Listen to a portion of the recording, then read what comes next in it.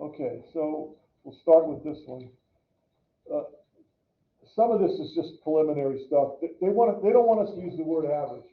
We all know what average means, but they try to be real sophisticated about this, and they use the word mean. So which is the correct answer? Is B. The term is not used in statistics. The term mean should be used. Arithmetic mean is another. There's a lot of different kind of means. There's a geometric mean. Arithmetic mean is the one we refer to, but just we drop the arithmetic and we just call it mean. It's the average. It's how you calculate the average. Remember, we talked about that before. We said the sample mean is the sum of the x divided by n. N is the sample size, and you remember I told you the sum of x is just x1 plus x2 all the way up to xn, because there's n of them. You add them all up, and if you divide by n, there it is. So rather than write this over and over, we just write this. This means we call it x bar. So that's x bar. That's how we pronounce that, x bar. You can have y bar, you can have whatever. But if we're talking about the data is typically called the x's. So, but it's called the mean. So x bar is the sample mean, okay? They don't like to use the word average, but in mathematical terms, that's what you're doing. You're counting, you're figuring out the average. Okay, a magazine published a list consisting of state taxes on each gallon of gas. If we add the 50 state taxes and divide by 50, we get 27.3%. Now, that's the average of the 50 tax amounts. But the question is the value of 27.3 cents the mean amount paid by all U.S. drivers? No, because if you want to figure out how much the drivers paid, you have to want to figure out how much they used. So it's a weighted average. It has to go by each state how many gallons were actually pumped. Okay, that's right. Yeah, so it's not really the mean. It's the mean of the average. It's the average amount of tax, but it's not the average amount paid. Okay. Does it see what I mean? So it's a tricky question. So the answer is no. See, because some states consume more. Some states consume more gas than others. So the mean amount of state sales tax should be calculated using a weighted mean. In other words, you have to take how many gallons times how much tax per gallon, and then you divide by all the number of gallons, and that'll give you the average tax that was paid. Paid and posted is two different things. Okay, follow? These are the kind of things they want us to know about. You've got to go through some preliminaries here. Okay, so now we're ready to go ahead and use the calculator. They want us to find the mean, median, mode, and mid-range. The median is the middle value, just like in a roadway, the median's in the middle. So the median is the middle value. If you have an odd number of values, it's directly in the middle. If you have an even number, then it's the average of the two middle ones. Okay. If they're the same, then it's that number. So you see here we have 1, 2, 3, 4, 5, 6, 7, 8, 9, 10, 11. So, but these aren't ranked. You notice they're unranked. So we don't want to use that formula and add them all up and divide by 11. It's too time consuming. So what we do is we open the data in StatCrunch.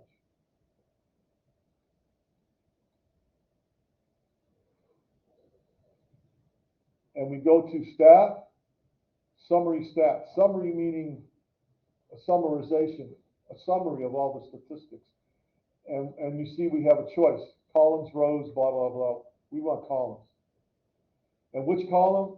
Variable 1. So as soon as I click that, it comes up here. So now I know it's ready. And this is preset. These are all the statistics that it's going to calculate. And sample size, the mean, the variance, standard deviation, standard error. Some of those we'll talk about, some of them we won't. There's more of them there. Median, range, min, max, Q1 and Q3. We'll talk about some of those. there's a whole bunch that you could get. See, these are the ones that they don't have for us, but we don't care about those. These are the ones we want. So we just get compute. And there it is.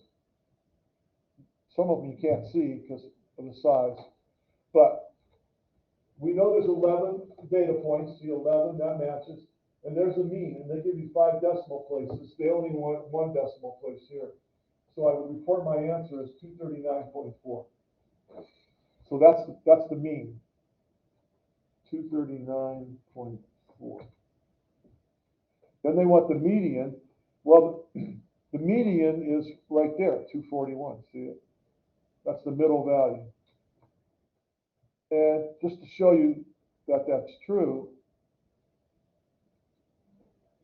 I'm going to do this. I'm going to do data sort. Remember we did this yesterday. Select columns, variable 1, select variable 1 ascending, and I want to create a new column. So now column 2 has, see now it's ranked.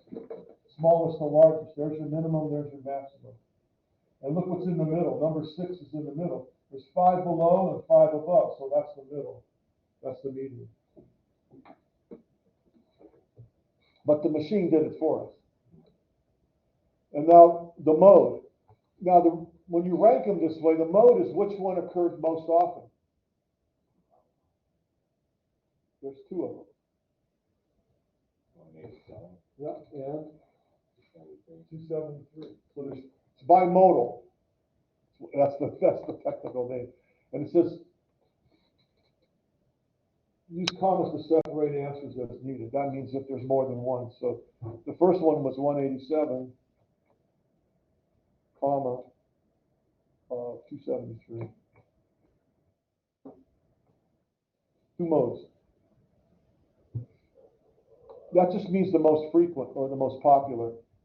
When is the mode used? Buyers, clothing buyers use it.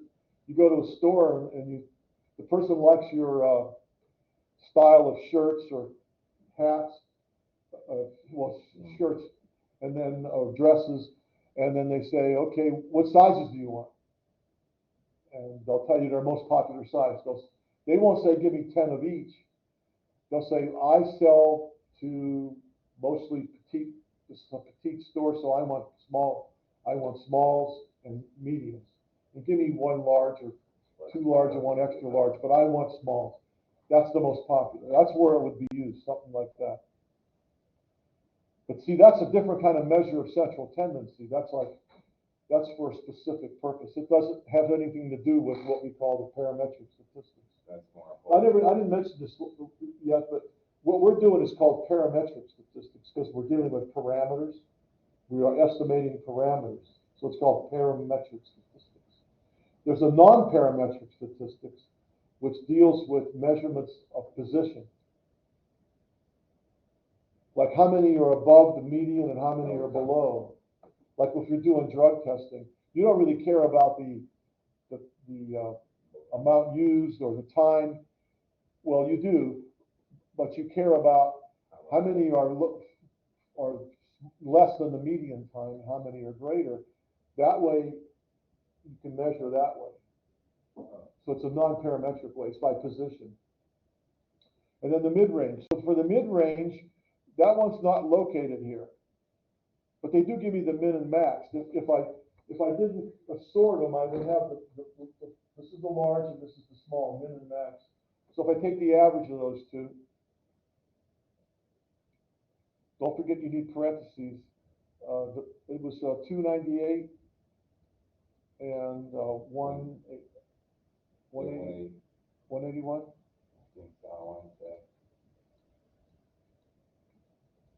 I'll move it over so you can see. You have 298 and 181, except I need another 1 in there. Okay, so the mid-range is 239.5. They say round it to 1 decimal place. Okay, so 239.5. All right, now they're going to ask us a silly question. So now we got to go and look, and what do we actually, what's the numbers here represent? It's the weights. in pounds of 11 players from the championship team. The question is, are the results likely to be representative of all the players in the league? No, it's not a random sample. It's a sample, it's a specific sample, a convenience sample of the championship team. So it can't be projected onto the rest of the players in the league because it's not a random sample. So it's not likely representative. They give you a bunch of baloney, like the median is not equal to the mode. No, they're not likely representative because the championship team may not be representative of the entire league. It may be, but there's no reason to believe that they would be. So we just want to make sure that we understand when you can take statistics and when to apply them appropriately or not. Number 7.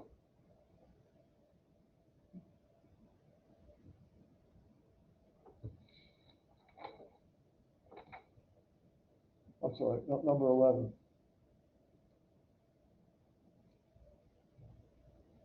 Okay. Shucks. Once again, find the mean, median, mode, and mid-range. So this are TVs, 60-inch TVs or larger, and they're rated as Best Buy by a popular magazine. 2, 4, 6, 8, 10, 12 of them. They want the mean, median, range. Okay, so they're unranked. The easiest thing to do here is to rank them. So I open them in StatCrunch. Real quick question. So just normal range is what, from the smallest number to the biggest number? Range is something we're going to get into a little later. Okay. But range is high minus low. Okay. It's on here, I think. Yeah. Max minus min it's the overall spread, so it's called the range.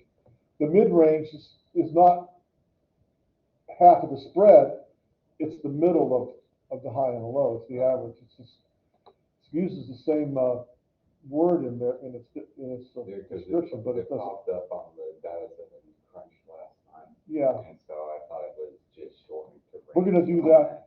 That's coming up. That's part 2 of the section 2. All right. So remember what I do here. I go to stat, summary stat, column. I tell it variable 1, and that's it. Compute. And here's my output. So the mean is to the nearest 1 decimal place, 1495.8.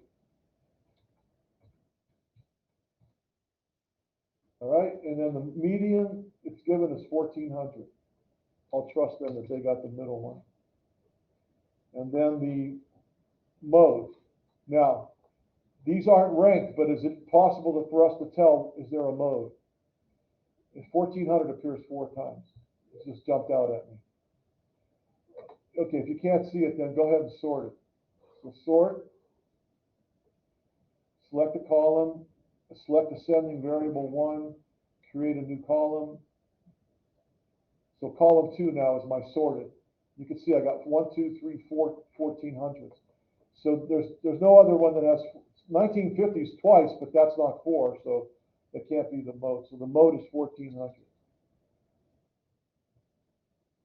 By the way, since there's 12 of them, the average, the median is the average of the 6th and 7th. Happens to be the same number. So the average of 14 and 14 is 14. That's why it's the median. And then the mid-range. So it's 3050 divided by 2. So it's 1525. Little mental arithmetic. Can you do that? I added 11. That's 30 plus 50 is 3050. Half of 30 is 15, half of 50 is 25. That was an easy one, right? Yeah. All right. If you can't do that, then use the calculator.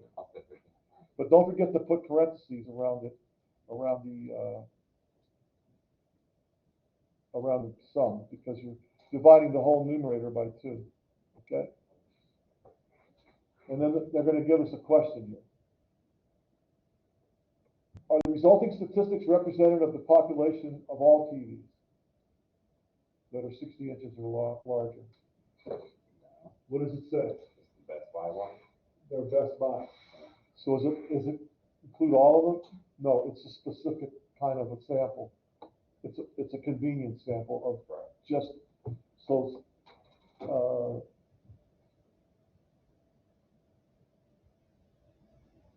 so B. So it's not a random sample, so it's not likely to be representative. Okay. I just want to, one more question. What statistic would you use from this data? Oops, darn it. What statistic would you use from the data to make your choice? If you decided to buy one of those TVs from the Best Buy category. Probably the mode, be awesome. That might be logical, but it's your wallet.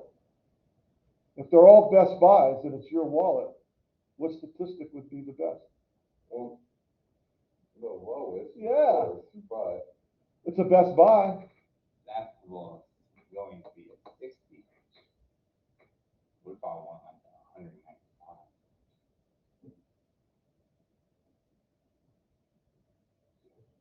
Let's read the question again.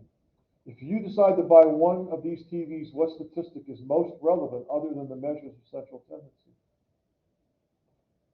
See, they've already ruled out the mode and the mean and the median and the mid-range. They've already ruled them out. They say, now, aside from those, which one would be most relevant if you were going to buy it?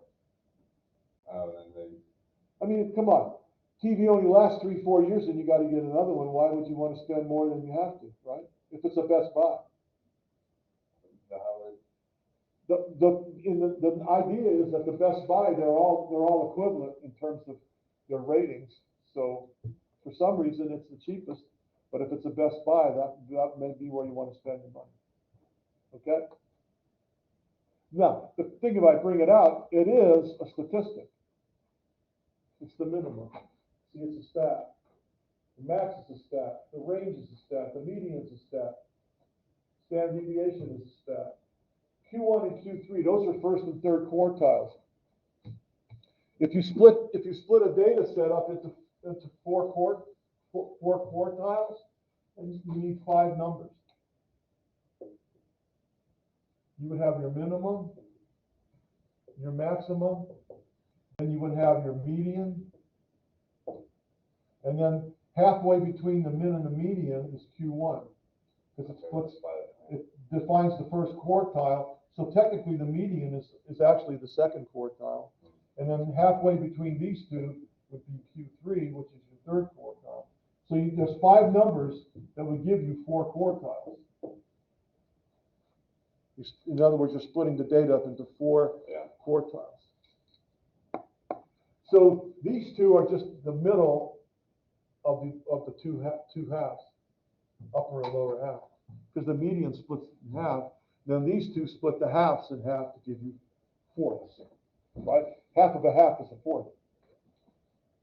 So that's what Q1 and Q3 are, just so you know. All right, 15.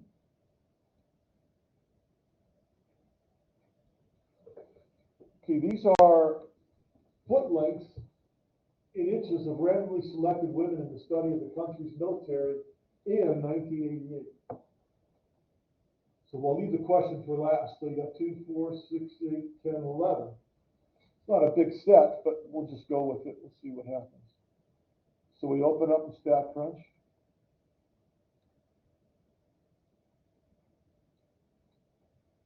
And we do stat, summary stat column. The column is variable 1.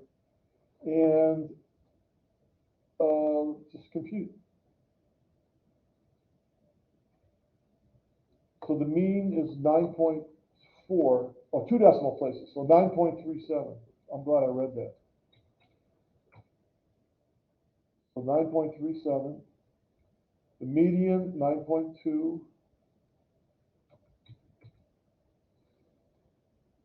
The mode, can we see a mode? once again, I'll sort it so you can see if there's a mode.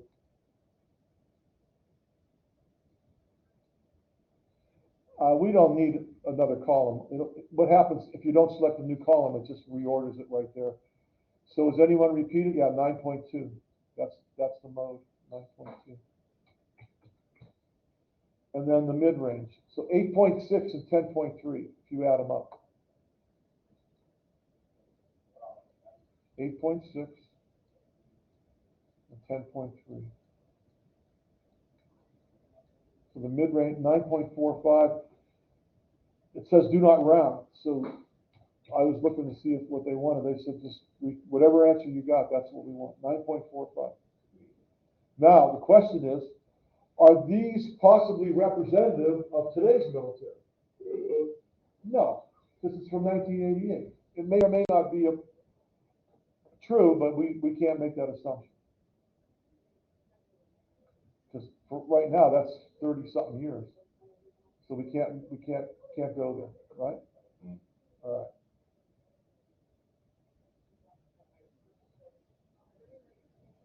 Okay, 23. What happens now is we're going to do two at once, but it's real easy. It's for comparison purposes.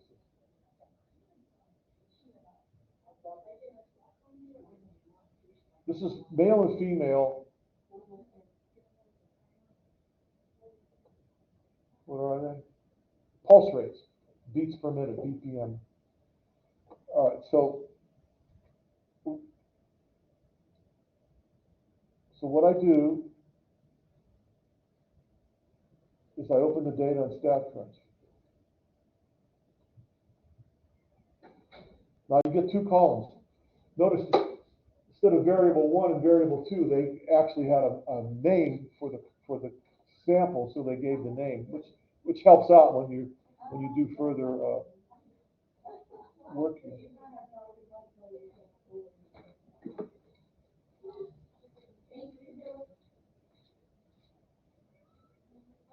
No, close the door.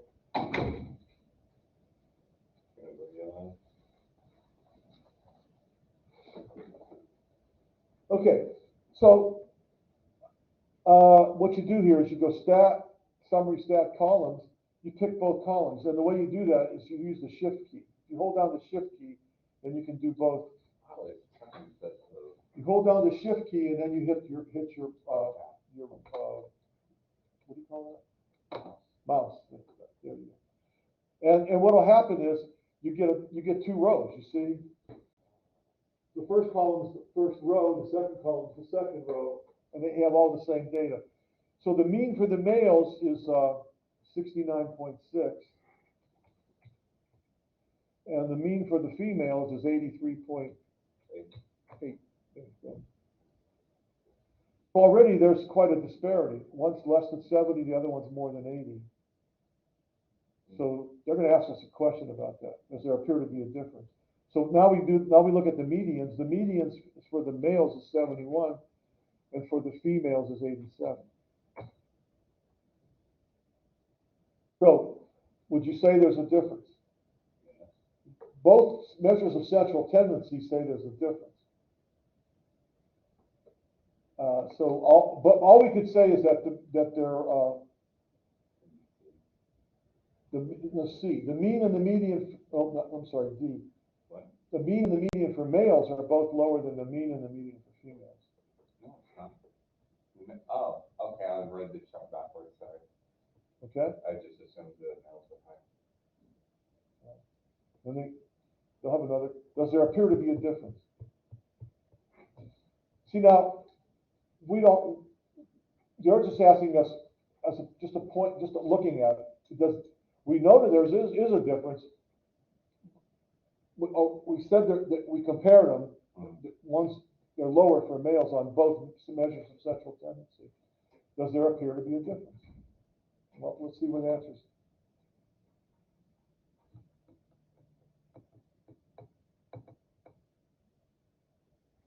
It says the pulse rates for females appear to be higher than the pulse rates for males.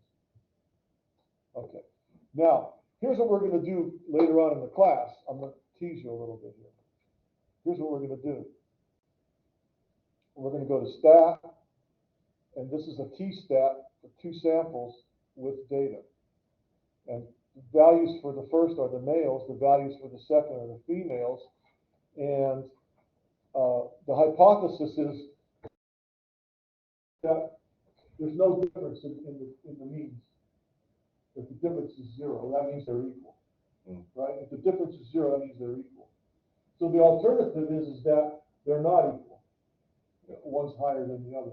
Now, in fact, for this one, we would say, well, actually, we would say that it's negative. We'd say the difference is negative, because if we're subtracting the females from the males, then it's going to be negative because it's higher. And so if we compute, we get a p-value, which is just about 0. And that for us is highly significant. It's a very significant difference. Okay? Now, that's where we're headed with this. And the other thing is, we could do this with non-parametrics. We could do it with a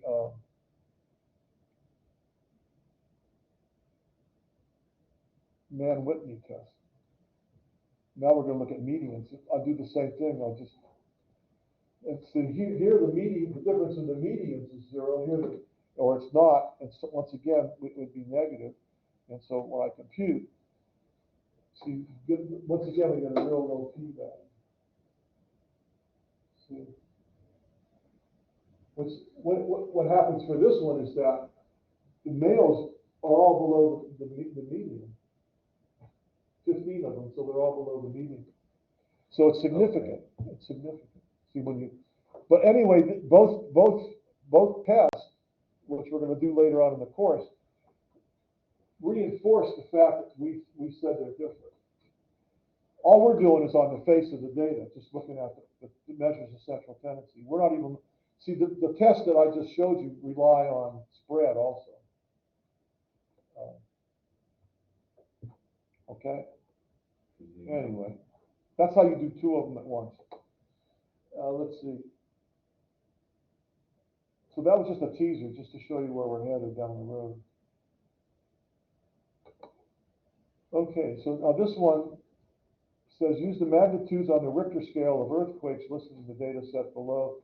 Find the mean and median of this data set. Okay. So this is the raw data. So I open it up in StatCrunch. So we have magnitudes on the Richter scale for 50 earthquakes. Now this one I want to look at them ranked. So I'm going to rank them. So we'll go ahead and create a new column just in case anything happens. So they go from 0.09 all the way up to 2.97. Okay. It's nicer when they're ranked, isn't it? Yeah. All right. So find the mean and the median. So I just go to summary stat columns. It doesn't matter which column I use because they're both the same. I'll just stick with variable 1. So the mean to 3 decimal places is 1.592. And the mode to 3 decimal places is, I'm sorry, the median is 1.63. I don't know why I said mode, 1.63. All right, so pretty close, right? Now the question is, would a magnitude earthquake being 7.0 on the Richter scale would be is it an outlier when considered in the context of the sample data? Outlier.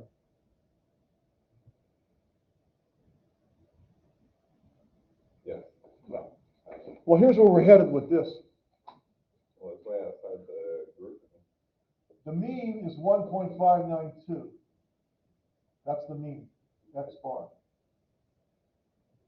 If we look at the table that's on that handout, X bar plus S, X bar minus S, X bar plus 2S, X bar plus or minus 2S.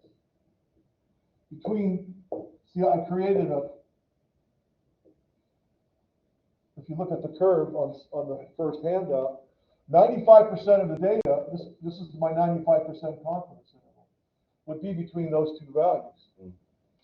So if this is 1.592, and we know that S is 0.93, we'll call it 0.93. Then if I take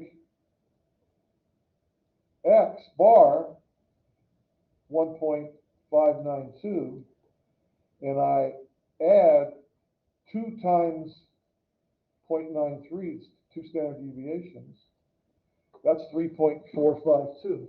This number here is 3.452. And if I subtract 2 standard deviations, all I got to do is go second, enter, curse back over and change the plus to a minus. I get negative, wow. I thought they were So all. we'll just say 0. I thought those two were always going to be the same. Your standard deviation. No, that's for correlation. That's the critical value of correlation. Okay. That's something different. So anyway, what we're saying here, I want to show you that 95% of my data is in here by the empirical rule, the normal curve. Where would 7 be? Way out here. It's definitely an outlier. That's the kind of thinking they want you to have, because it's really far away from 1.592. Is it significantly far away? Yes, it is significantly far away. So yes, because it's very far away from the other data values. And I just showed you why that's true. Okay? I'm adding in a couple of things here because they're going to be coming down the road. I want you to see why they're important when we get there. Okay. The next one is 31. Now we're going to go with grouped or binned data. Okay, so this is a frequency table, only it's horizontal. Here's your classes, and here's your frequencies. What's the width? 3. Oh, sorry. 4. The difference between 42 and 46 is 4. The difference between 57 and 61 is 4. Remember, you go vertical. Don't subtract 45 minus 42. Because look, 42, 43, 42, 42, 43, 44, 45. Four numbers are in that class. That's why the width is 4. That's another way to look at it. That's an easy one to do because it's only 4. But when you got 100 or 150, that's why you just go 46 minus 42 is 4. It's easier that way. All right? All right. So we want to solve for the mean. But guess what? There's 25 numbers in here. I don't have any idea what they are. I have no idea. Oh, okay. We don't know the raw data. All we have is the frequency distribution. So this is called the grand mean. And the way you do it, if this were set up vertically,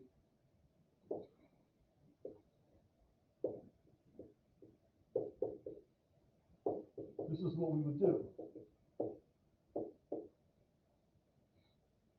15.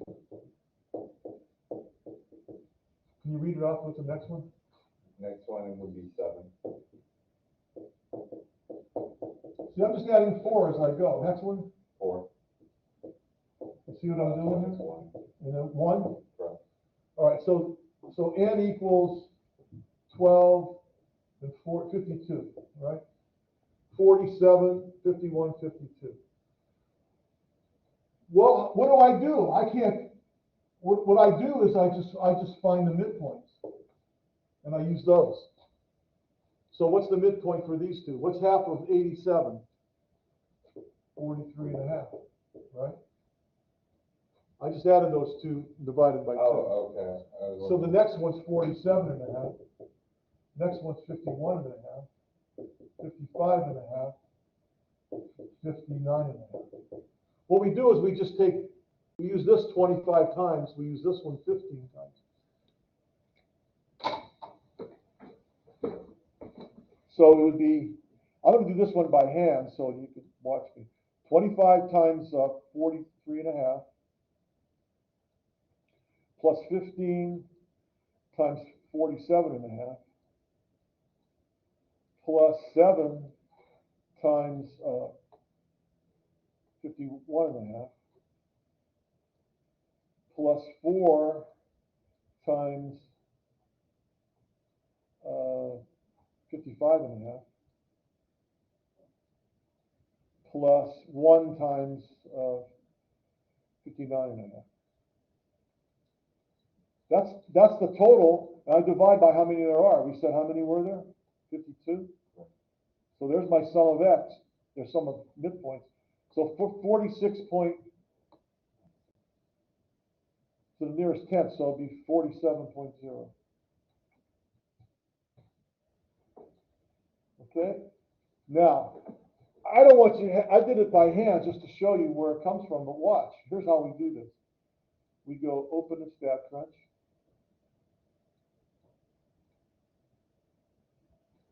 Now, I go to stat, summary stat.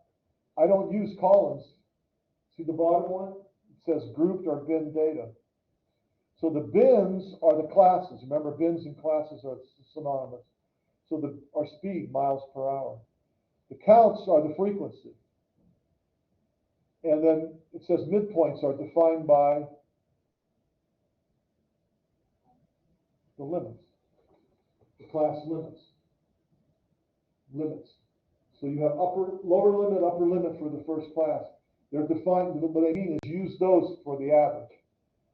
And so when I hit compute, there it is, 46.96. It's the same number, isn't it? 46.961538, same number. So we would have rounded out to 47.0. That's where it came from. So you don't have to do this, but I wanted to show you how it works. It's called the grand mean. That's another, when somebody says, because we don't have the data. Now, they said, how close is it to the actual number? If we had the actual data, it would have been 46.7. Is 47.0 close enough to 46.7 that we could say it's pretty good? Well, is it less than 5% away? That's the question. So we take 46.7 minus 47.0.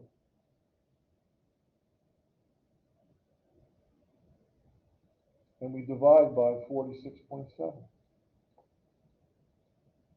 So it's 0.6%, which is less than 5%. So it's, because the means differ by less than 5%, there it is. Because the computed mean is close to the actual mean, because the difference between the means is less than 5%. Okay? All right. Now, could we have done that a little easier? Probably. Well, remember 5% is 1 out of 20, right? So if you divide 47 by 20, it's like 2.5. So, well, either one, 46. If you divide that by 20, it's less than 2.5. So we're less than 2.5 away. We're 0.3 away. So that's another way to do it. Okay. We'll follow up my logic there? Yeah? Okay. All right.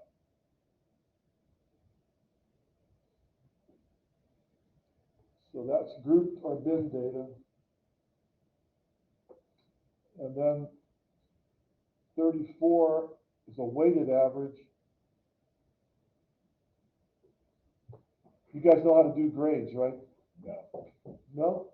I was always dreadful at doing it. A student's course grade is based on one midterm counts 10% of his final grade, blah, blah, blah. The projects 20%, homework's 50%, and final exams 20%.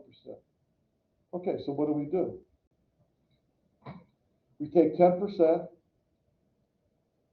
of the final grade. I'm sorry. No, it's just as, oh. Midterm, what's the midterm 65? They go in order, so we won't get lost. Next one's 20% times 99. The next one's 50% times 78. The last one's 20%, and that's 63. There it is, 77.9. So what grade did he or she get? 80. No, it's rounded at 78. Oh, yeah, sorry.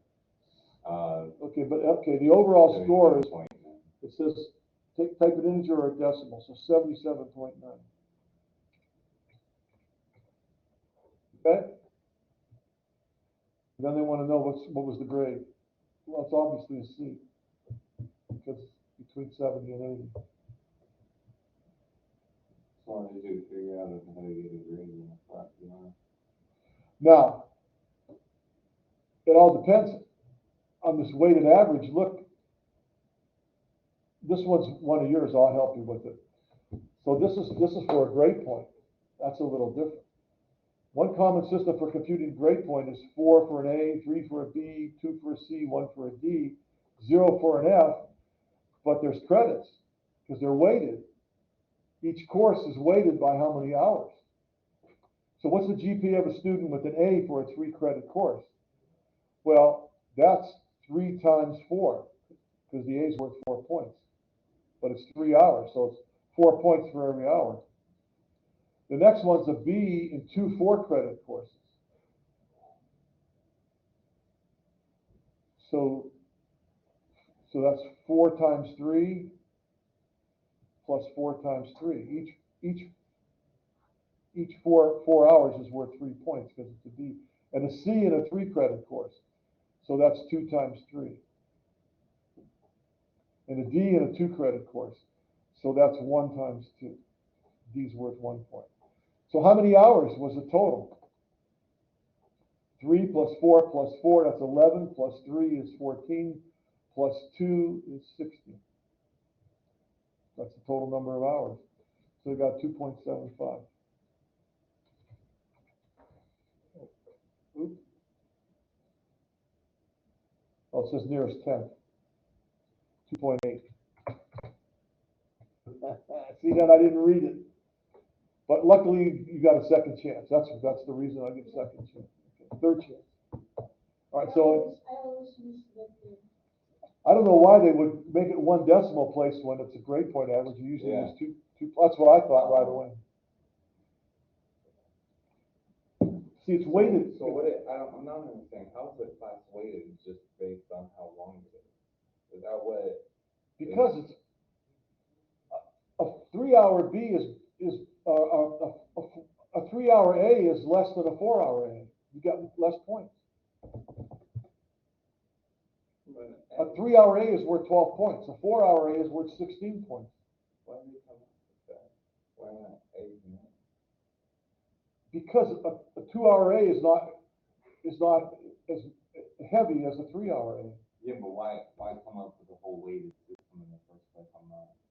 It's for the same reason that you can't add the taxes on the gallons of gas for 50 states and say they're all equal. Okay. They're not equal. They're weighted by the number of hours you put in. It's a more difficult course. It's a longer course. There's more involved. You get more hours. So are college classes? Yeah, just like this. Oh. Precisely. Well, yeah, so we're gonna be back to 10 o'clock then. Yeah, heaven forbid I get involved with A minuses and B pluses too. I was at a place where we used to do that. Really? All right, so how do I figure out if I got a missing data point? Remember the average? You got x1 plus x2 plus x3 plus x4 plus x5 divided by 5 is x bar. That's your average. But you only got 4 numbers up there and you got the average. So one of those numbers is missing. Right?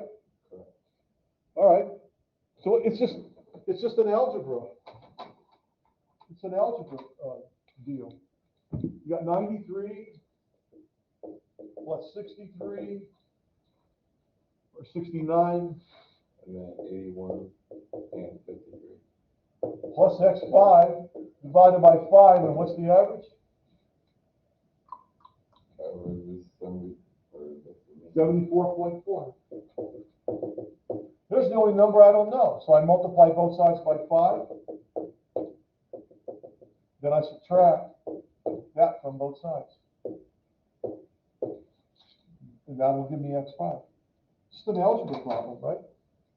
So I take 5 times 74.5 times 74.4 minus the sum of 93 plus 69 plus 81 plus 53. And so the score is 76.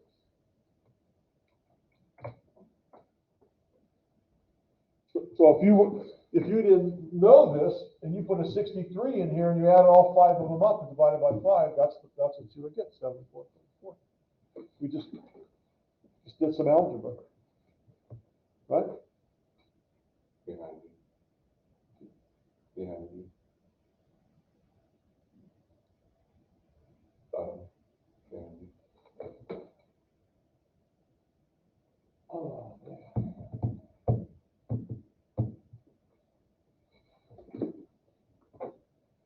I have no idea what that is. If someone kind of they play something, whoever's shipped MacBook is.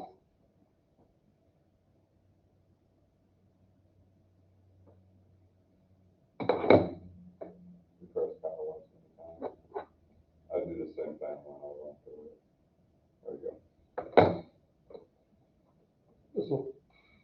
It'll fall out. We said There it. you go. All right. So that's it for that section. Now we're going to go to measures of variation. And the 3 that we're going to talk about are range, standard deviation, and variance. Although variance and standard deviation are almost exactly the same. One's the square of the other, or one's the square root of the other, however you want to look at it.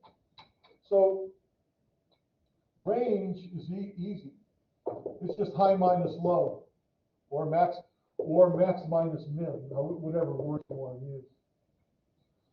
Now the standard deviation is S.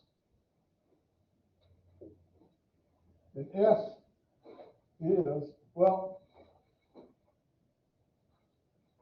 I'll just give you the formula. We take each individual x minus x bar, and then we square it. That makes them all positive. And then we sum them up. Remember, that means sum. And then we divide by n minus 1. N minus 1, because we want the expected value to be equal to sigma. Then we take the square root. Because if I didn't take the square root, then I'd have f squared, which is the variance. But we want the standard deviation. So that's a very complicated formula. And the reason it's n minus 1 is because I already used all of the data points to calculate x bar. So I lost a degree of freedom, is what it's called. And we'll talk about that more as we go along. But that's why it's n minus 1. So remember, for a typical distribution, the continuous distribution, the population mean is usually described as mu. Remember that Greek lowercase m? And the population standard deviation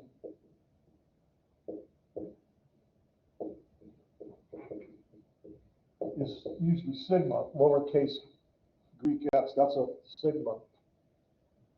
Well, there's a concept called the expected value. What do we expect for those two? It turns out that in parametric statistics, the expected value of mu is x bar. Remember what x bar was? Sum of x divided by n. So x bar is used to calculate s. That's why you use a degree of freedom. See, here you're dividing by all of them. But you already used all of them to calculate this, so now you can only divide. Which makes it nice because the expected value of sigma is s. So our expectations, this is just an abbreviation for expected value, which is nice to know. It's not, you'll hear it used, you won't have to calculate it per se. And we won't have to do any of these calculations. But this is, remember on that,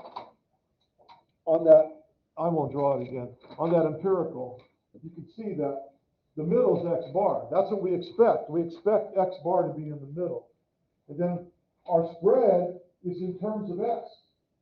And typically for most data, 99.7% of the data is between 3 standard deviations of the middle. See that? X bar plus 3s, x bar minus 3s. You got 99.7% of the data between those two. So there's only 0.03% that's out here in the tail. But you see, this is your 95% confidence interval. That's where you have 2.5% in each tail. You've got 95% in the middle. So this is what happens in real life with our distributions. As long as they're large, we can always turn them into normal distributions, and these hold true. Now these are parameters because they're population. These are the values that we use to estimate those. And these are our expectations, all things being equal. This is what we expect. So we're not going to calculate this, but we're going to use the hell out of it. These two are our statistics that we're going to use to generate all of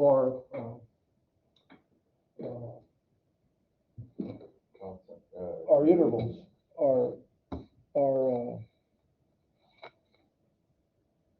confidence intervals. Can't find the word. Everything we do is going to be using those as statistics. Notice we take all the data, x1 through xn, all the data, and they break down into these two. Those are the only two parameters we need to have a distribution that's normal, and everything follows suit from that. It's amazing. As long as you have a large sample, 30 or more, things turn out real nice. Okay, so we got that one done. So we're going to go to section 2, which is dealing with measures of variation. So let's see what we can do here. Just come back later. Let me see what those were. I forgot.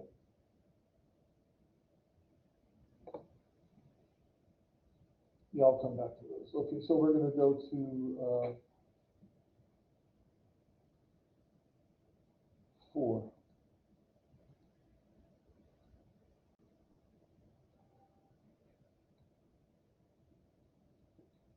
Identify the symbols used for the following. Okay, so a lot of them I talked about up here. The symbol for sample standard deviation. S. The symbol for the population standard deviation. Sigma. Now I didn't state this for you before, but the variance is just equal to sigma squared. So if you have the standard deviation, you just square it. That's for a population variance. So for a sample variance, it's just s squared. You just drop the square root bracket, just square both sides. Question, is the sum, For the X bar, that sum X, It's is that sum- not sigma? I thought that was. First of sigma. all, you take the differences, you square them, and then you sum them. Correct, but I was just trying to point out the backwards three. That's the Is sum, that sigma? capital sigma. Okay, so. is it Means not- sum, like this, the capital sigma means sum. Correct, I thought it would be said differently for a lower. No, that's just, we just know right away, when we say sigma for a standard deviation, we know it's lowercase. Okay. We never pronounce this as sigma, we say sum. It's just intuitively know it means. Easy enough. Yeah. So this, for sample variance, it's S squared. Population variance, sigma squared. Okay? Okay, so now we're going to find the range, the variance, and the standard deviation for 11 Jersey numbers on the team. All right. So open the stat crunch. And the procedure is exactly the same as we did before, just summary stat, column, variable one, compute. And all of our numbers are there. The range, the standard deviation, and the variance. The standard error is something we'll talk about later. It's not important right now, but it comes up all the time, but I don't want to erase it. So, but right now they want the range. So the range is 81. So it's the high minus the low. You can see that right there. The max is 82 and the minimum is 1. So 82 minus 1 is 81. I can do that. Yeah, you can almost do that by heart. And then they want to know the standard deviation to one decimal place will be 31.3. And the variance is just that number squared. They want it to one decimal place, so it's 976.9. Sample variance is just square root of the deviation. Yeah, watch, if I take, now, I already rounded off that standard deviation, but if I put it in as it appears, 31.25, I'll use enough decimal places, 496, and then I'll square it. I should get 976.872. Of course, the more decimal places I use, the closer it'll get, but there it is, 976.9. What did the results tell us? Nothing, because these are Jersey numbers. What could you possibly mean? They're just numbers. They don't mean a thing. They're like names. Yeah. So they tell us nothing. Which one is that? It's just nominal. See their name. Nominal means name. So they're just replacement for names. They don't mean anything. They keep doing that to us, trying to trick us. Let's see, number 7. Listed below are 10 annual salaries and millions of dollars of TV personalities. Okay. They're the top 10. Correct. Okay, so these are the 10 highest paid. Okay, whatever. From wherever, whatever magazine did it, or newspaper, or website. So I go to stat, summary stat, columns, variable one, compute. So the range is 29.3.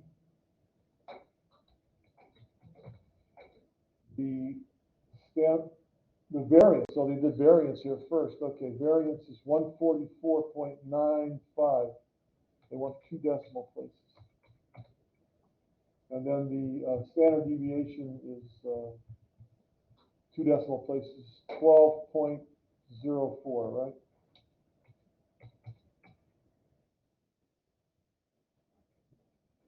Then the silly question. Is the standard deviation of a sample a good estimate of the variation of salaries of TV personalities?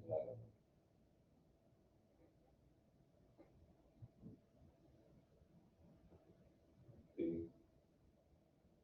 Which one? D. D? Right. They're not representative. The top 10 can't be representative of the whole population. Nice, but. Oh, yeah, for the ones, they could make a claim, right, to their bosses. Number 12.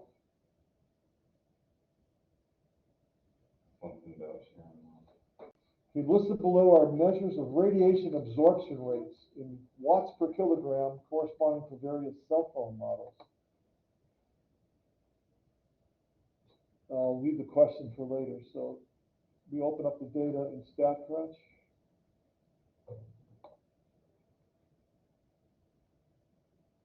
We do stat, summary stat, columns, variable one, compute. Okay, now here they want an identifier in terms of the dimension. That's the dimension, watts per kilogram. So the range is 0.9. There's your choices. The sample standard deviation, 3 decimal places, 292, 0.292. Too many zeros. Now, S is in the same dimension as X. So you can see that, because here you have X squared, essentially. When we take the square root, the dimension is the same as X. If you follow, makes sense, right? But when I do the variance, since we're squaring S, it's going to be the dimension squared. So it's going to be 3 decimal places, 0.919. Nope, wrong one. 0.085. And that'll be watts per kilogram quantity squared, because it's S squared. So everything gets squared. I'm not sure when that's going to be important to us. It might be. If one of each model is measured for radiation, the results are used to find the measures of variation. Are the results typical of the population of cell phones in use? Okay, they're mixing two things here. If you take one of each and find the measures of variation and take the average, is that going to be typical for all the cell phones in use? No, that has to be a weighted average. So the answer is no. See, some cell phones have a larger market, so you have to weight it by how many of those are of each brand. So they're just constantly giving us reasons why we can't apply the data. Okay, 13. Wait a minute. Yeah, 13. Listed below are the measures of amounts of caffeine for 12 ounces of drink. So that's the dimension, milligrams per 12 ounce of drink. So let me close this and open this. And we do stat, summary stat, column, variable one, compute. So the range is 59. And the dimension is milligrams per 12 ounces of drink. You could just say milligrams, because everybody would know what you're talking about, right? Anyway. And then standard deviation is 1 decimal place, 18.8. Same dimension. And then the variance, the value is 351.9. But the dimension has to be doubled, squared. Okay? So we did it. Okay, here's a question. Let's see. So there's one can from each of 14 brands. Are the statistics representative of the populations of all the cans of the same 14 brands consumed? See, once again, it's consumed. The answer is no.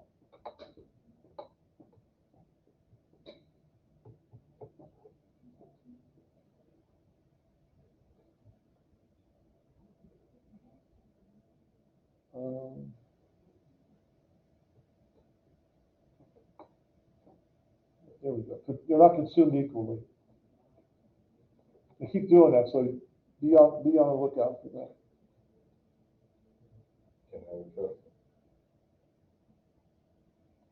Okay, listed below are the amounts of dollars it costs for marriage proposal packages at different baseball stadiums. find the range variance, okay, so once again, just simple process. Stat, summary, stat column, variable one, compute. And the range is 2963. And what is it, dollars? Okay. You see some of the alternatives there? Look at that. Stadiums, marriages. See the standard deviation, 1 decimal place, 854.1. And that's also in dollars. And then the variance is in 1 decimal place, 72. See, the variance is always a big number because it's 72954. That's a big number, isn't it? And it's in dollars squared. Whatever that is. So what's the question? Are there outliers? Well, they're ranked, so they rank them for us. That's just nice. Yeah. Are there outliers? I'd say so. I'd say the last two are pretty much outliers. For sure. Compared to 500, they're not that bad, but compared to the rest of them, look at the mean. The mean's 471. The mean was pulled way up, and it's almost equal to the 13th value in their 500. Because you use all the data, that's what an outlier does, is it takes the average and moves it. See, the median is what? There's 15 of them. The median's 170. That's the middle value. That's a very big difference from the mean. This is a case where you know the story about you go to get a job interview and the guy says, well, our average salary is 40,000 to start. And then what's your first question? What's the median? And he tells you, oh, the median's 30,000 because there's 9 people here making 30,000 and I make 130,000. And if you add all that up, you get 400,000 divided by 10 workers is 40,000. Right? I was just more impressed how quick you could do that. 9 times 30,000 is 270,000. 1 times 130,000 is 130. 400 divided by 10 is 40. So the average is 40,000. That's true, but the median's 30. That's why housing reports are always given as median housing price. Because if you have a few houses that are really expensive, just like here, they pull the mean way up. And that's not. You really want for housing prices, you want the median because it doesn't matter how many are either side of it. What's in the middle is in the middle. Yeah. So for some statistics, it's more important that you give the median instead of the mean. So when you go for your job interview and they tell you what the average salary is, say, oh, that's great. What's the median salary? Because they're like, what you said. Because that'll be your expected salaries. So are there outliers? Yes. Okay. See, it's likely to have a huge effect, large effect on the data. You can see that in the mean, more so than anything. So what we do here is, just so you know, in real life, we would trim it. We would trim the lowest one and the upper two, and then we use the data set between 50 and 500 and use that. Because most people wouldn't. Is it just logic on which ones you trim, or is there an actual? No, you trim means you take the highest and lowest and get rid of them. But is it, because you said the highest two and then the lowest one. Well, is it just used on logic because those massive numbers? But my point was, if you hear the word trim to mean, that's what they're referring to. You're trimming some of the outline. Yep. Okay, number 17 that was. Okay, now we come. No, sorry, not yet. There's a little bit more to do here. It's okay, you get a long weekend. Do we? I think so. What do you mean? we have Monday off. No, you got Friday. Oh. Okay, so we're gonna introduce this notion of coefficient of variation, which, it's something I have to keep in the curriculum. But anyway, You don't like it? it's useful, I guess. In which instance? It's listed on your, number 8, it's the very top of the second page. So it's called CV. The problem is, we had CV Tuesday as the critical value. Now we're calling it coefficient of variation. That's why I put an R on the other one, because I wanted to distinguish it from this. So this is S divided by X bar, and then you make it a percent. So you multiply whatever decimal you get. That symbolically means you turn it into a percent. You see that? This is for a sample, and that's typically what we're going to work with. If you did it for a population, then the CV would be sigma divided by mu times 100%. But this is the one we typically are looking at, because we're typically looking at samples. And the lower the percent, the tighter that the data is. The tighter grouping, yeah, that's typically what it means. It's a better data set. So here's listed below are amounts in millions of dollars collected from parking meters by a security service company and then other companies during similar time periods. Do the limited data here show okay. So first of all, they want the coefficient of variation. So what I do is I open the data in StatCrunch, and I need the two values, S and X bar. So I do summary stat columns. Here's where I hold down the shift key and I just do both at the same time. Compute. So I have my two rows. So I have the mean and the variance for both of them. So I need my calculator. So for the security service company to be first, that's the top row, I take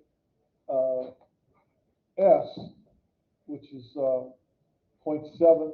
Now, I would use a lot of decimal places here because you can round off later. So I would use 0.171. I'm going to use all the decimal places because they're there. I might as well use them. And I'm going to divide by X bar, which is 1.54. So if I turn that into a percent as one decimal, it's 11.1%.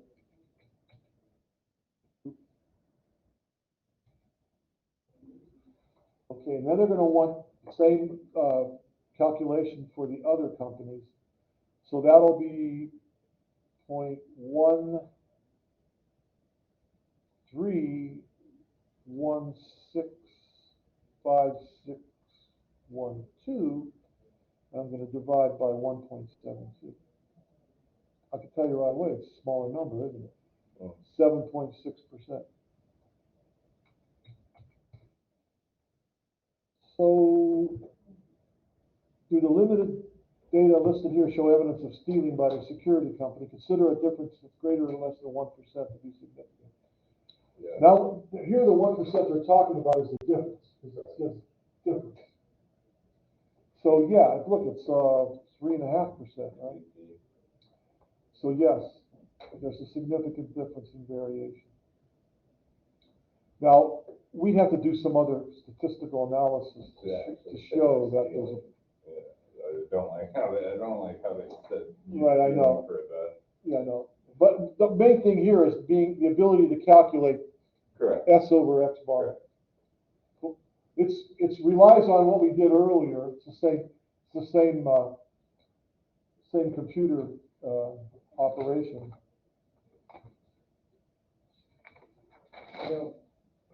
Go ahead. I mean, the other class started out like this, and I was getting my head kicked in at the end. But this is not as hard as I thought it would be. Like, good. Especially all the different Greek letters and whatnot. So no, it's not. I'm happy about that. Yeah, you should be.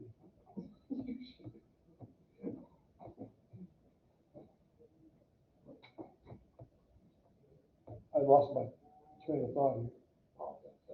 That's okay. We just want to do another example of this, okay? Yeah. So this one has to do with waiting times, two different styles of waiting times, single line versus individual lines. It's pretty much a proven fact.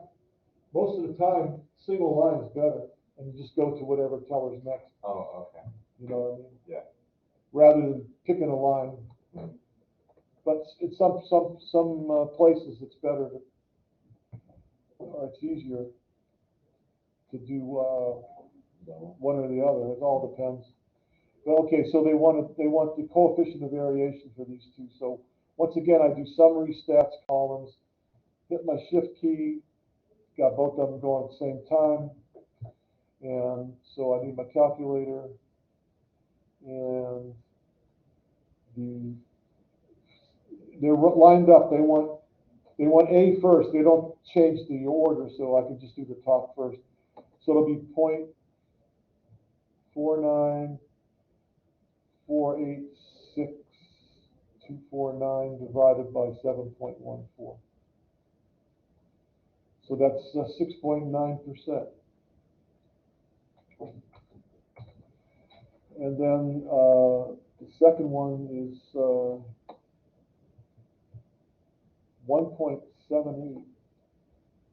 16659 divided by 7.09. So that's 25.1%. It's obvious which one's better, huh? There's a big difference. So the waiting times at Bank A have considerably less variation than the waiting times at Bank B, based on this statistic called the coefficient of variation.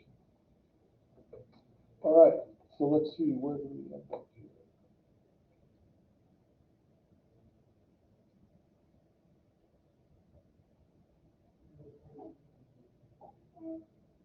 So we've done enough of those where we did that, so we're going to move ahead. I think there's one more question I got to do here then.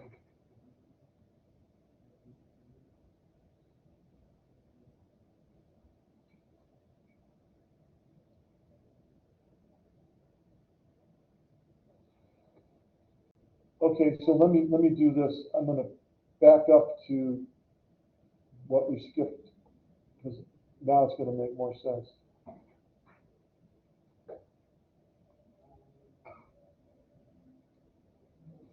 The brain volumes of 50 brains in centimeters cubed vary from a low of 902 to a high of 1490. Use the range rule of thumb to estimate the standard deviation S and compare the results with the exact standard deviation of 191.4. Okay, so they use that term rule of thumb twice. Here they use the same terminology, range rule of thumb. This one is given to you on the handout. It's next to range there. You see it? It's the range divided by 4. So it's the high minus the low quantity divided by 4. So the high is 902. The low is, I'm sorry, the high is 1490, my bad. And the low is 902. If I divide that difference by 4, I would say that I'm going to estimate the standard deviation S is 147. So we're taking the range of the data and just splitting it into 4 parts and calling that S. That's called the range rule of thumb because you're using the range. Okay. Now, how well does it match up with 191.4, assuming that it's accurate if it's within 15 centimeters cubed? Well, if I add 15 to 147, I get 162, so it's not close at all.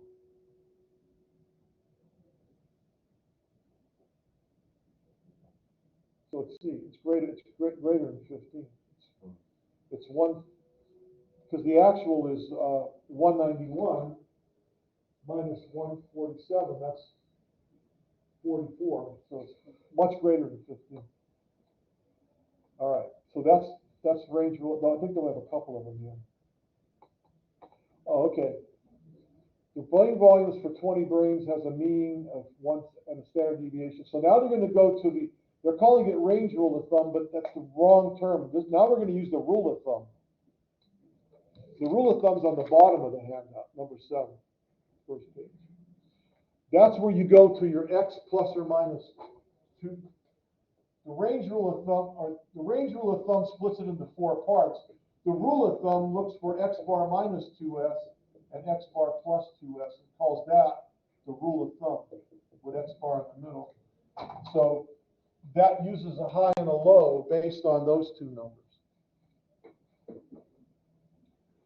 Okay, and then anything above is significantly high and everything below is significantly low.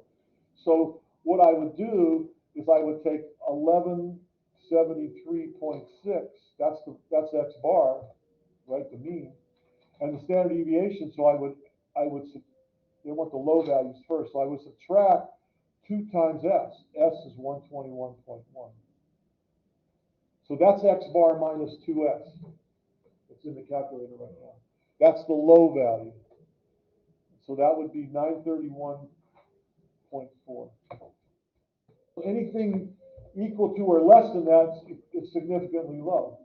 Because remember, when you're in the middle, you're usual. When you're in the tails, you're unusual. So we've set the low tail at 941.3. And this was 1159 or 1173.6. And now for the high end, all I got to do is hit second enter on the calculator and curse back over and change that to a plus sign. Now I have x bar plus 2s. So the high one's 1415.8. So this is 1415.8. This is the rule of thumb. This is different than the range rule of thumb. So this is the rule of thumb. And so if I'm higher than this, I'm significantly high. If I'm lower than this, I'm significantly low. If I'm between them, I'm usual. That's where I expect to end up. And so is 1445.8 significantly high? Well, yes, because it's above 1415.8. So yes, because it's above the upper limit separating value. Okay? It's in the right tail, so I draw that so you can see when I say right tail, that's what I'm visualizing.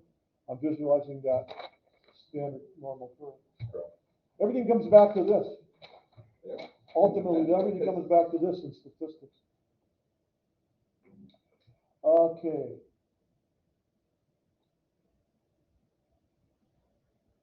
Okay, so a random sample of 10 subjects have weights with a standard deviation of 11.0365 kilograms.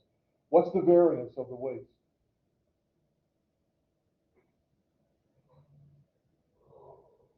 How do I find the variance? That's the standard deviation, so how do I find the variance? That's S. The variance is what? The standard deviation squared. So I just take that number, 11.0365, and I square it. And they want it to 4 decimal places. So it'll be 121.8043. Thank you. And what's the dimension? Squared, kilograms squared. There you go. All right. By golly, we got it. Now, I feel like I'm guessing, but I keep guessing right. You feel like you're guessing? Like guessing as in while I'm trying to figure it out, like when I run through like the first version of that problem on my own, it feels like I'm guessing, but. Okay, so we'll do one more of these. Let's do one more. So we'll really ice this. Okay. A group of adult males has foot lengths with a mean, blah, blah, blah, and a standard deviation. They use the word range, so I wish they wouldn't do that. Use the rule of thumb for identifying the high and low values. We're just going to create another interval, but now with different numbers. So I take my calculator, and I take the mean, 27.84. They want the low one first, so I subtract. 2 times S. S is 1.39. And so the lower number is 25.06. They say don't round, so I don't want to round. And then they want the higher number, so I take second enter, I'm just making a plus. So now I want the other side, and that'll be 30.62. And now they're going to ask me, is 31.1 significantly high or significantly low? So which one is it? So it would be significantly higher. So it'll be B, because it's greater than 30.62. So they give me 3 choices to select from, A, B, or C, and I have to fill the correct one out. So they want that number matching that number, and they want me to realize that this is larger than that number, so I'm in the right tail again. Okay? All right, so that takes care of that. We still have the next section to finish up, and it's going to be fairly straightforward, so hang in there. It's section 3. So this will be relative standing. First thing we're going to do is we talked about z-scores before. Now we're going to go ahead and compute the z-score. It's on your handout. It's on the backside, number 9. A z-score. Once again, we're going to use those 2 values, S and sigma, or S and x bar. Only now, z-score is a standard score. Standardized score. You've heard of standardized scores, right? Yeah. And what you do is you take x, you subtract x bar, and you divide by s. So what we're doing is we're taking the difference between our value and the middle of the sample mean, and we're dividing that by s. What that does is it tells us how many standard deviations this is away from this, if you think about it. And that's for a sample. And for a population, it would be x minus mu over sigma. That's for a population. But we normally are dealing with samples, so that's the one we usually use. Now, algebraically, you can see I also gave you x score. Sometimes we'll have to work backwards. Well, if I solve this for x, I multiply both sides by s. So I have s times z equals x minus x bar, so then I add x bar to both sides. So x equals x bar plus zs. So you can get an x score if you know the z score. Because x bar and s are always given from the data set. So going either direction is not that difficult. So a successful basketball player has a height of 6.5 inches, 6 feet 5 inches, or 196 centimeters. Based on statistics from a data set, his height converts to a z-score of 302. How many standard deviations is his height above the mean? Trick question. 0. 3.02. I said z-scores are a measure of the number of standard deviations. So think of z as the number of standard deviations. Because the z-score for x bar has to be 0. Look, if you put x bar in here, you get 0 over s, which means z is 0. So check it out on the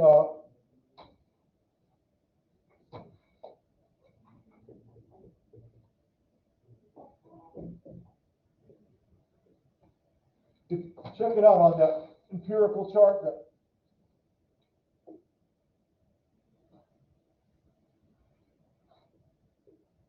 if you're on the x bar, then you would add and subtract s.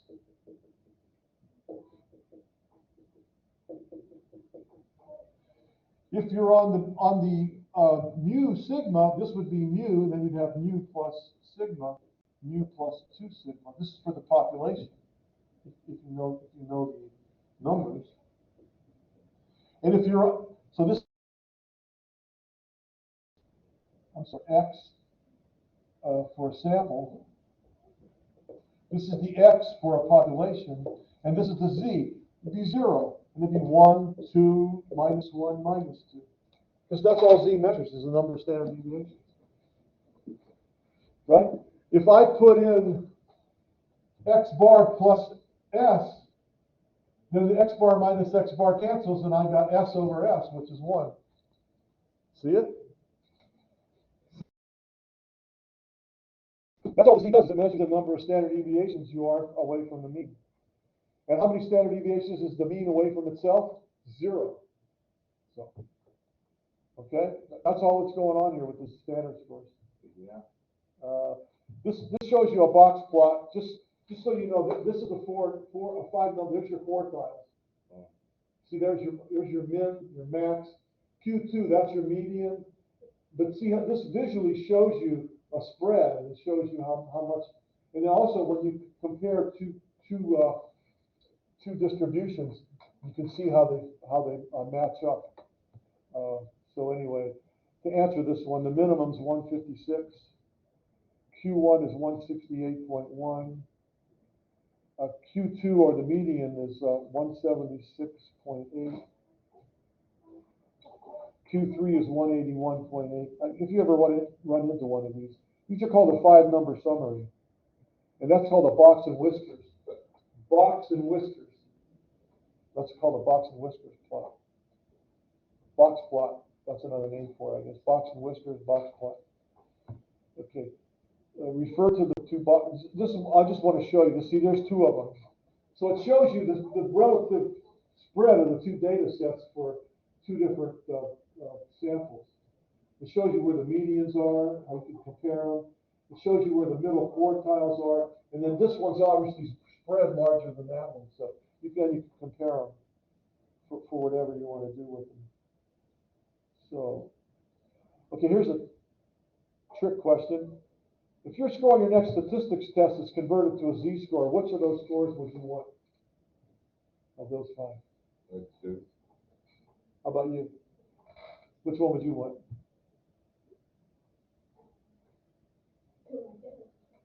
You guess. You better take it, because that's the farthest to the right. It's the highest one. You don't want a negative. Yeah, negative's not really good. Let's see, 338. They're going to run us through. They're going to run us through calculating the Z-score. They're going to do it step by step. So they give us the high, the mean, and the standard deviation. So what's the difference between the weight 537 and the mean of all weights? So that's the numerator. That's the numerator. The difference between the high, that's the X value, 537. I don't need parentheses now because I'm just doing a subtraction. And the mean was 2.328. So that's the numerator. That's what they want. The difference is 3.042. Yeah.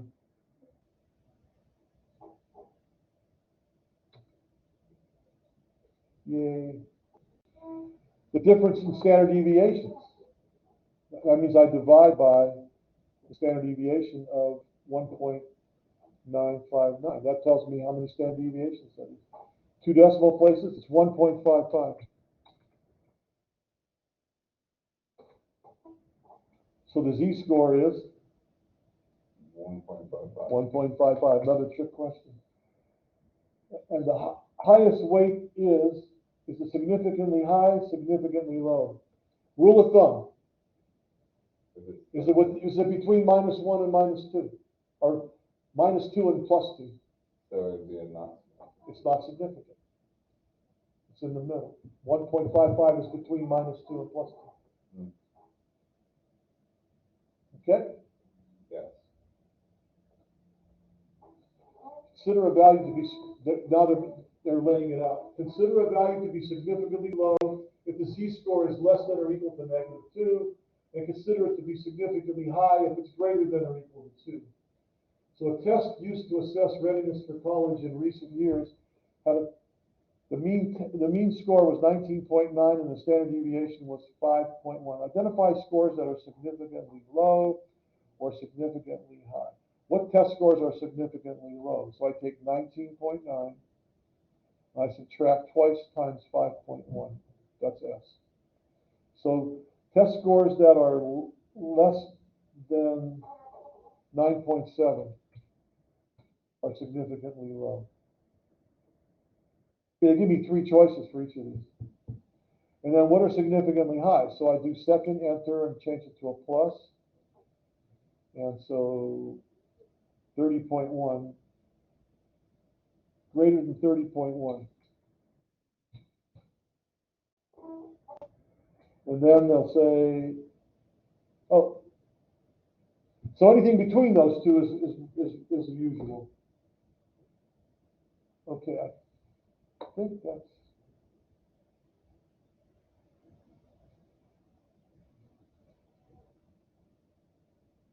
Okay.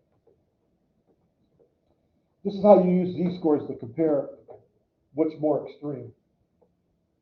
Because to compare apples and oranges, you can use standardized scores. You know, if I got an 80 on a math test where the average was 70 and the standard deviation was 10, that means I have a +1 score. And if I got an 80 on an English exam whose average was 80, then my z-score is 0. So the 80 on the math means more to me because I'm above the mean. Okay. So in a recent award ceremony, the average age for best actor was 37, the average age, okay. So what they want to do is find the z-score for the best actor and the z-score for the best actress. So for the actor, he was 37. Notice I put parentheses on there. And the average for the age for the best actor was 47.4. And the standard deviation was 5.9. So for the best actor, it was minus 1.76 because they want 2 decimal places. Now for the actress, her age was 45, and the average age for actress was 32.3. And the standard deviation for actresses was 11.7. So her z-score was 1.09.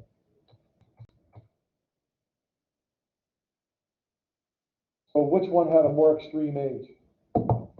Which one was farther from the mean? The 1.76. Yeah, so that's the actor. He had more extreme age because he was farther away from the, even though he was younger. You see how that works?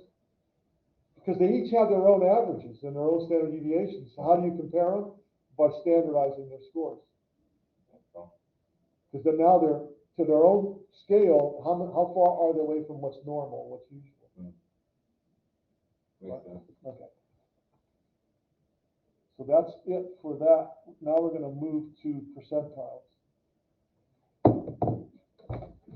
Remember how we had quartiles? Well, can you imagine setting up the data and making it into 100 classes? Is it on like 99 now?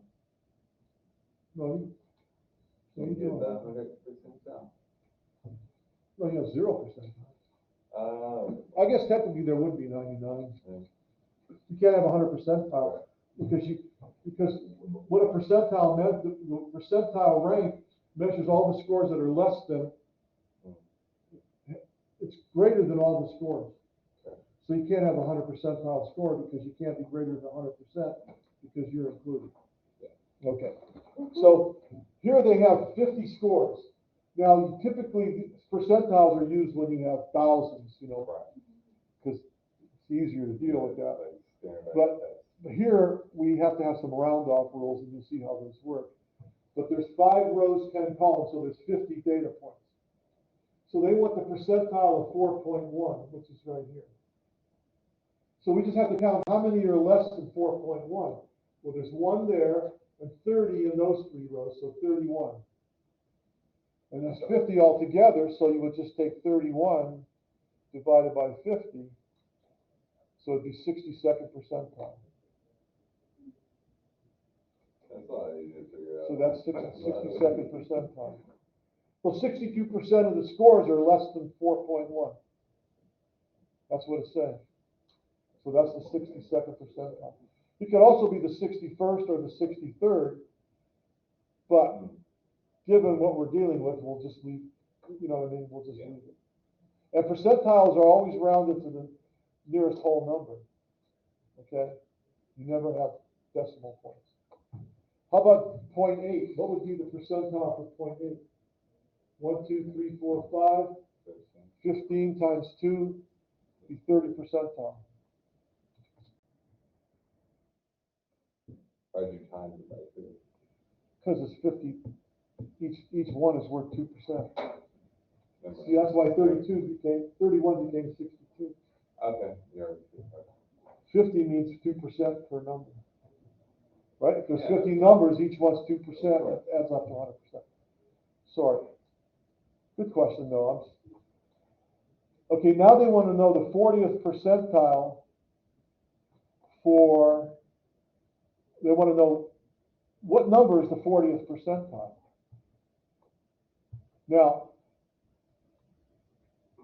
what we do is we take 40% of 50. So it would be the 20th, all things being equal, the 20th number. But that's a whole number. So I have to take the 20th and the 21st and take the average of those two. So the 20th is 1.7, and the 21st is 1.8. See that? That's the 20th, so that's the 21st. So I have to take the average because that's a whole number. That's the rule. So when you get a whole number, you take the average of 1.7 and 1.8, which has to be 1.75, right? Oops, I keep getting the wrong one. There we go. You follow? Are you okay with that? Okay, so 1.75. Now notice 1.75 is not a number that's on the list. That's how it goes. So that's the 40th percentile number. 1.75 marks the 40th percentile because 1.75 is right to the left of this, to the right of this, and so there's 20 numbers less than it. Okay. Now some people might argue, well, why don't we just use 1.8? That's not the rule. The rule is if you end up with a whole number, when you take the percent, you take the average of that one and the next one. Okay. For instance, if there had been 53, and if n was 53, then 20% of 53, or 40% of 53, would be 21.2. So I would just move up to the 22nd. That's the rule. When you have a decimal, you just move up to the next number. If you end up with an integer, you have to take the average of that one and the next one. But if you end up with a decimal, you just move up to the next one. Because you're automatically guaranteed having a whole number less than that. That's just the rule. That's how that works. I don't make this up. 22. Q1. Remember what Q1 was? It's what, the first 15. quartile. Yeah, correct. A quarter is 15. No, I lied. How many pennies in a quarter? 25. 25%. A quarter is 25% of a dollar. So I take 25% of 50, Right. which is Not 50. it's 12.5. So I got to take the 13th number because it's not a whole number. So there's 10, 11, 12, 13. So it's 0.7.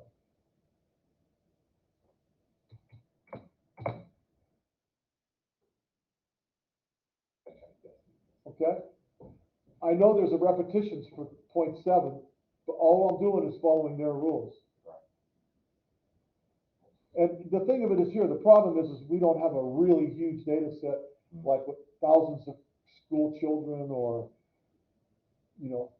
hundreds of thousands of cars or whatever, We're only measuring 50 things, and so it gets kind of touch and go.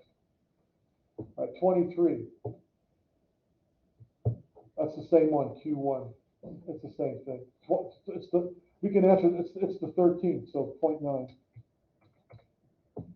All right. 27.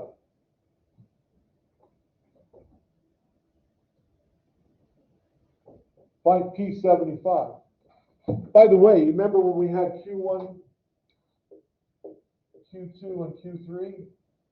And we said this was also the median? This is also P50. This is P75, and this is P25. Some of them have multiple names. So this is Q3, also known as P75. So if I take 75% of 50, there's still 15 numbers there. I get 37.5, so I take the 38. So 30, 1, 2, 3, 4, 5, 6, 7, 8, 9.4. Right? Okay. So 9.4 is the 75th percentile. 29. 5-number summary. We don't want to do that one.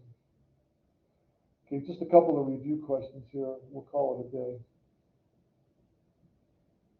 RA1, where is it? These are box and whisker points. Here we go. When a data value is converted to a standardized scale representing the number of standard deviations that the data value lies from the mean, we call the new value a Z-score. Z-score.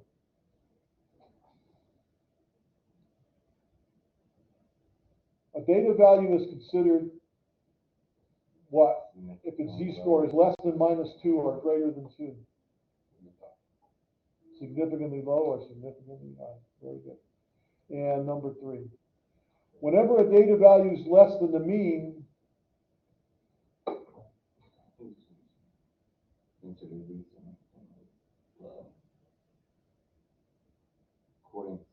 Corresponding Z-score is negative. right? Got it? Because the mean is 0, so if it's less than the mean, it has to be a negative.